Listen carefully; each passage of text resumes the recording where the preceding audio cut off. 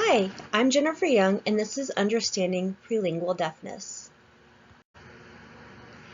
Prelingual deafness refers to hearing loss that occurs before the development of speech and language skills. Deafness is the only disability in which the time of onset is not divided into congenital or acquired. Most prelingual deafness is present at birth, which is known as congenital. From birth to about 5 years old, deafness, whether congenital or acquired, is considered prelingual. Prelingual deafness affects a significant population globally, with early identification being crucial for intervention. The prevalence varies by region and access to screening programs, with developed countries typically identifying cases earlier through universal newborn hearing screening programs. The global incidence is 1 in 4 per 1,000 live births. The United States neonatal screening, according to the CDC in 2022, says that 1.7 per 1,000 infants were identified with permanent hearing loss. 4 to 11 per 10,000 children have profound prelingual hearing loss, which requires significant intervention. And 1.5 billion people worldwide are affected by hearing loss across all age groups and onset periods. These statistics highlight the importance of early screening and intervention to address this developmental concern.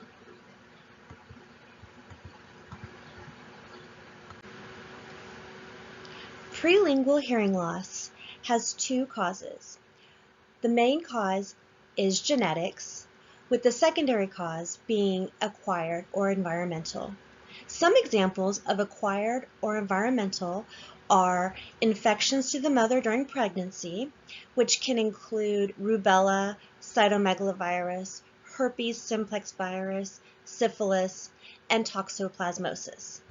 Many women do not realize that you can get toxoplasmosis from cats, which is why when you are pregnant, you're not supposed to change the cat's litter box or anything like that to keep you and help you to prevent you from getting this. Ototoxic medications that the mother takes during pregnancy, maternal conditions such as substance abuse, hypoxia, severe preeclampsia, environmental toxins like radiation exposure, and also postnatal infections. This can include bacterial meningitis, viral infections such as mumps, measles, influenza, varicella or chickenpox, HIV, and also just really extremely high fevers for an extended amount of time. It can also include ototoxic medications given at a neonatal age. And then there's other causes as well.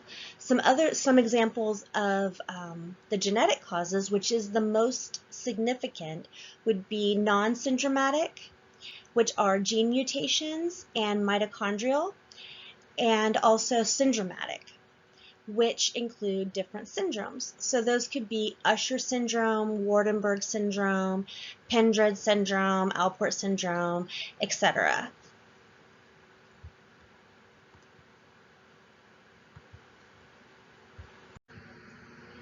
Now, to really understand what I mean by hearing loss, you kind of have to understand the different types of hearing loss. So congenital hearing loss, which means hearing loss that's present at birth, happens when the ear cannot hear properly the change in sound vibrations into the nerve signals. It is classified by where the problem occurs. So a conductive hearing loss means that it affects the outer or middle ear, preventing the sound to travel through the ear properly, whereas a sensory neural hearing loss affects the inner ear, the auditory nerve, or the brain pathways. Those can be divided into 3 different categories. Either sensory hearing loss, which means it was caused by damage to the hair cells in the inner ear, central hearing loss, which means it was caused by problems in the brain's auditory pathways, and auditory neuropathy spectrum disorder, which means the sound reaches the inner ear, but the signals are not properly sent to the brain. And then there's also mixed hearing loss, which means it's a combination of both of the hearing losses. Some functional limitations that can cause problems for children with prelingual deafness would be communication challenges. They may struggle with language development and communication skills due to the lack of auditory input, which can hinder their ability to express themselves and interact with others. Speech comprehension, so severe hearing loss, which is greater than 60 decibels, makes it very difficult to understand spoken language without aids or visual support.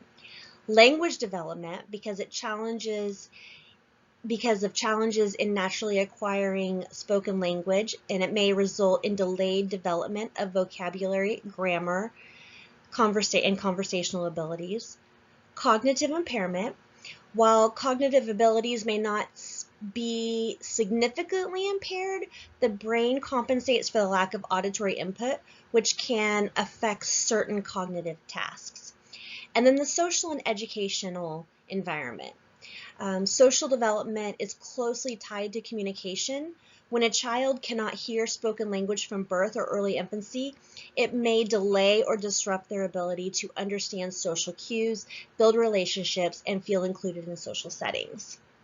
Without proper intervention, prelingual deafness significantly impacts language development and communication abilities. The adjustment demands, such as early diagnosis, requires comprehensive audiological evaluation and acceptance of diagnosis by caregivers. Good support networks, so building connections with professionals and other families navigating similar challenges.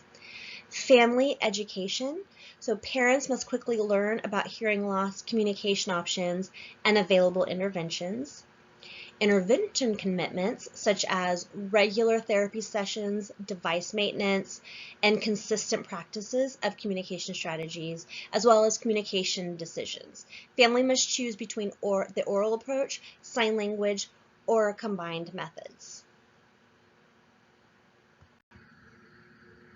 The typical course of prelingual deafness starts with identification, which is usually between 0 and 6 months. Ideally, these babies will be identified through newborn hearing screenings and then followed up by diagnostic testing to confirm their hearing status. And then early intervention, which happens between 6 and 36 months. This is a critical period for fitting hearing technology, beginning therapy, and establishing communication foundations. Then educational transition starts between the ages of 3 and 5 years. This would be moving from early intervention to appropriate educational settings with necessary accommodations, and then ongoing development, which is at ages 5 and older.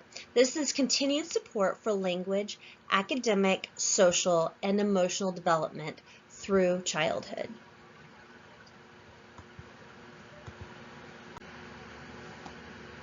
Treatment and rehabilitation. The first step is diagnosis through comprehensive audiological evaluations to determine the type of hearing loss and to what degree the hearing loss is. Education. So this would be educating the parents on the degree of hearing loss and all of the different options out there to them, as well as specialized education with appropriate supports, accommodations, and modifications. Amplification with hearing aids or cochlear implants, which ideally are placed before age 3 to help facilitate language. And therapy through a speech-language therapy program, auditory training, and possible sign language instruction. The National Institute on Deafness and Other Communication Disorders, also known as the NIDCD, is a fantastic online resource for families. It offers comprehensive evidence-based information on all aspects of hearing loss, guidance on early intervention programs and communication approaches, details about hearing technologies including hearing aids and cochlear implants, resources for connecting and connecting parents with support services and parent networks, and information in multiple languages for diverse families. The NIDCD website provides reliable access, accessible information from a trusted government source, helping families make informed decisions during the critical early intervention period. One of the most important key takeaways from this entire presentation is that early identification is critical. Prelingual deafness occurs before language acquisition with universal newborn hearing screenings enabling diagnosis within the first month of life. Family-centered care, support for families through education resources like NIDCD is essential for successful adaptations and outcomes. Multiple approaches are things that are perfect for these families. Treatments include speech and language therapy, hearing aids, cochlear implants, and potentially sign language instruction, all of which are based on individual needs and choices. And the intervention window. The first 3 years represent a critical period for intervention with better outcomes associated with earlier treatment initiation. With proper early intervention and ongoing support, children with prelingual deafness can develop strong language skills, achieve academic success, and lead fulfilling lives with minimal functional limitations.